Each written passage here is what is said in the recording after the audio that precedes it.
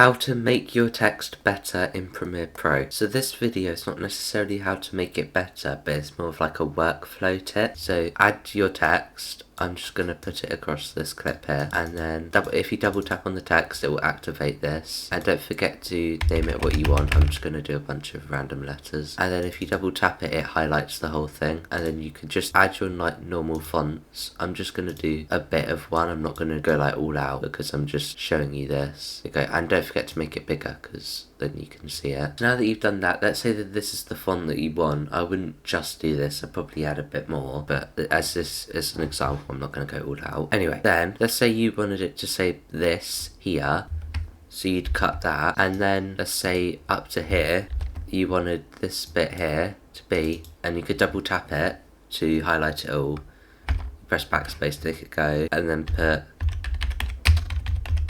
hello there, and then you wanted it cut here, and then that's like how are you? I'm not really 100% sure what to type, I'm just going with whatever comes to mind. And then here you do cheese, and then here bye, like that. Watch this video next, which is how to make your text look better in Premiere Pro. Subscribe.